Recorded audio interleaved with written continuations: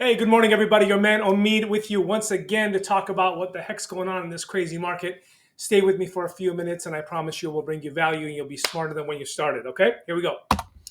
Last week's marketplace, as we saw, the bleeding was continuing. I'm happy to report today, where my mouse is right there, we are seeing a bit of a pickup. This is from where bond traders see the bonds as value, and they come back in to buy them at a low price. Now, there are some U.S. Treasury auctions that are going to be happening Tuesday, Wednesday, Thursday, and that will be telling as to what appetite this marketplace has. So stay tuned for that, and definitely subscribe to our Instagram channel if you don't already, the Omeed team, so I can give you updates, little 60, 90-second bites at a time as things unfold.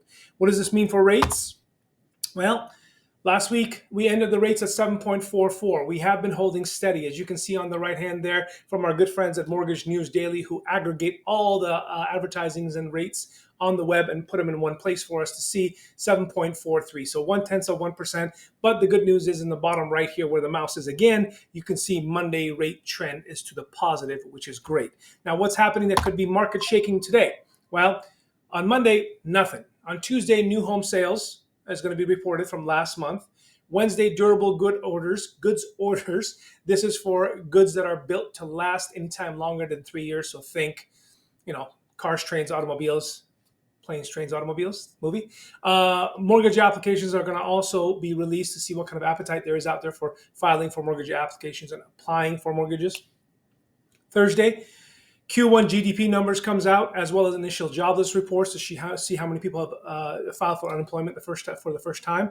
And Friday, last but certainly not least, the Fed's favorite measure of inflation, the personal consumption expenditure PCE report comes out.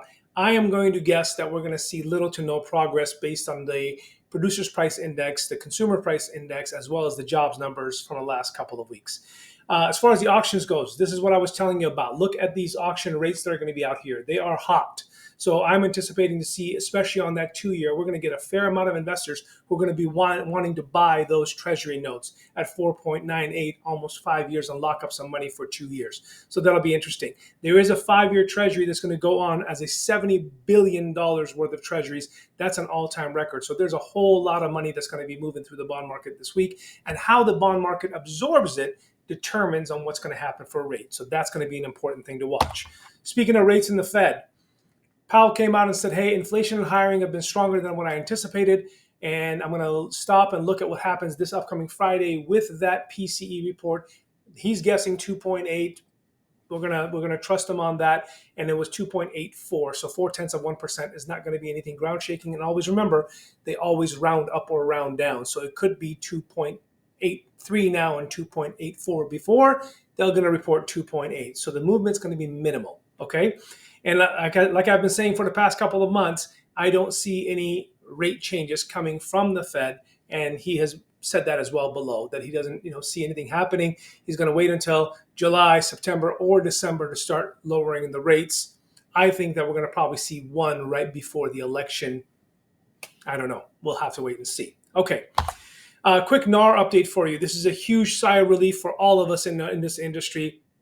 As you are well aware, the National Association of Realtors had that huge lawsuit, and they are settled it. It's not complete yet. It'll be complete sometime in July. But Fannie Mae and Freddie Mac, the government entities that buy all the mortgage paper in the United States as far as conforming loans goes, have decided and have announced that the seller's portion of interested party concessions that is limited to how much they can concede or contribute to the buyer, that portion is unaffected from the seller paying the buyer's commission.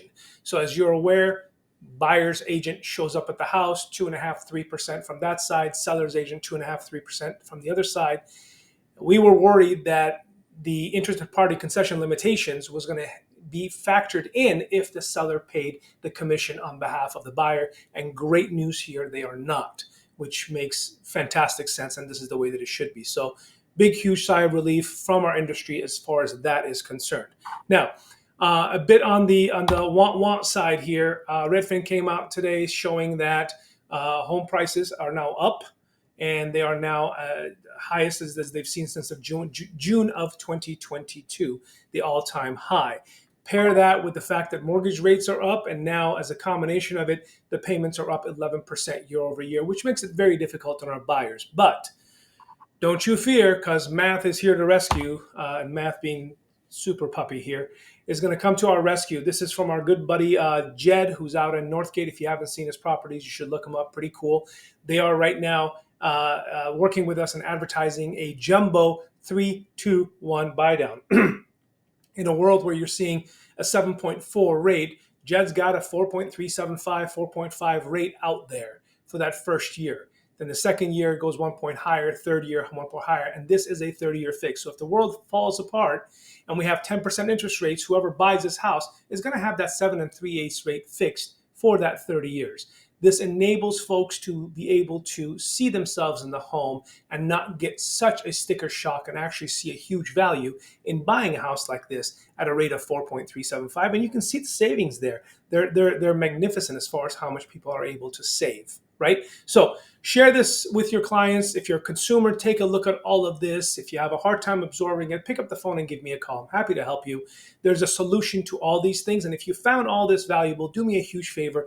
Give us a thumbs up. Subscribe to this channel so I can get up there in the ratings and be able to share this education with people and get them financially educated. And more importantly, if you found it valuable, forward it to at least one person for me. That's the way we're going to get everybody smarter, okay?